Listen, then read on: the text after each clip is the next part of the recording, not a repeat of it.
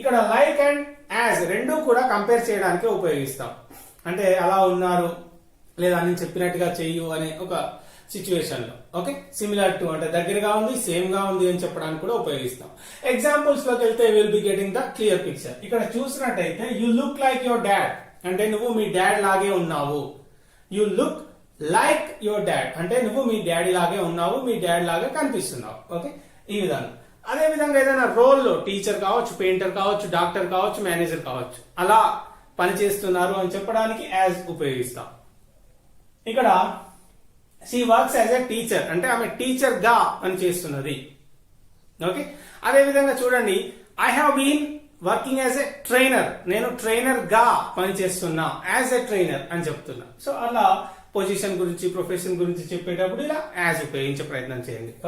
ఇక్కడ she treats him like a dog ఆమె అతన్ని కుక్కలాగా ట్రీట్ చేస్తుంది అని చెప్పడానికి. లైక్ ఎ డాగ్, డాగ్ తో కంపేర్ చేస్తున్నాం ఇక్కడ.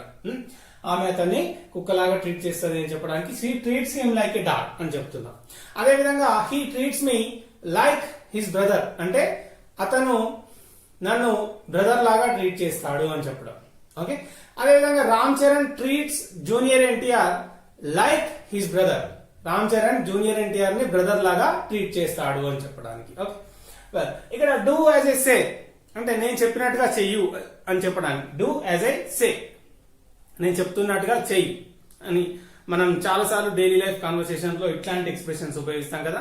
డూ వాట్ ఐ సే నేను ఏదైతే చెప్తానో అదే చెయ్యు. డూ వాట్ ఐ సే అంటే నేను ఏదైతే చెప్తానో అదే చెయ్యి. కానీ ఇక్కడ డూ యాజ్ ఐ సే నేను చెప్పినట్టుగా చెయ్యు అనే అర్థంలో వస్తుంది. యాజ్ అంటే గా అనే అర్థంలో ఉపయోగిస్తాం. వెల్ ఇక్కడ stop behaving like a psycho psycho లాగా బిహేవ్ చేయడం ఆపేయి.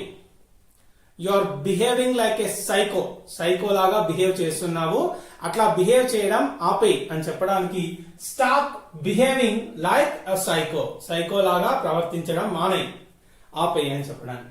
ఇక్కడ he started his career as a driver. Rajinikanth started his career as a conductor. Rajinikanth conductor గా స్టార్ట్ చేశాడు career. Well Dhoni started his career as a TC ticket collector. Okay, ఈ విధంగా చెప్తాం. అంటే ఏదైనా వాళ్ళ జాబ్ పొజిషన్స్, రోల్స్ ఇవన్నీ ఉంటాయి కదా, వాటి ముందు యాజ్ ఉపయోగించే ప్రయత్నం చేస్తాం. Okay, Priyanka Gandhi looks like Indira. మనందరికి తెలిసిందే, ప్రియాంక మొత్తం అపీరెన్స్ కావచ్చు, ఎవ్రీథింగ్ రైట్ సేమ్ ఆమె ఇందిరాగాంధీ లాగే కనిపిస్తుంది, అని చెప్పడానికి ఈ విధంగా Priyanka looks like Indira Gandhi.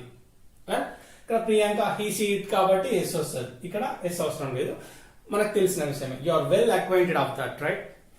Your phone is the same as mine. రెండింటిని కంపేర్ చేయడానికి, నా ఫోన్ ని నీ ఫోన్ తో కంపేర్ చేయడానికి your phone is the same as mine. నీ ఫోన్ నా ఫోన్ లాగే సేమ్ అని చెప్పడానికి ఇట్లా.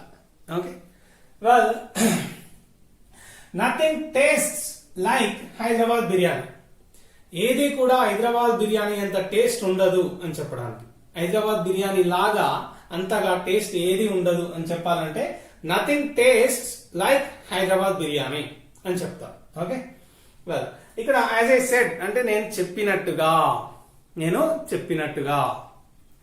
వెల్ యాజ్ ఐ డిడ్ నేను చేసినట్టుగా, యాజ్ ఐ స్పోక్ నేను మాట్లాడినట్టుగా, యాజ్ ఐ థాట్ నేను ఆలోచించినట్టుగా, వెల్ యాజ్ ఐ రోట్ నేను రాసినట్టుగా, యాజ్ ఐ కాల్డ్ నేను కాల్ చేసినట్టుగా, యాజ్ ఐ సెంట్ నేను పంపినట్టుగా. So many things you can be talking. Okay, well like I said I don't know her. నేను ఇందాక చెప్పినట్టు ఆమె ఎవరో నాకు తెలియదు. Like I said I don't know her. నేను చెప్పినట్టు ఆమె నాకు ఎవరో తెలియదు.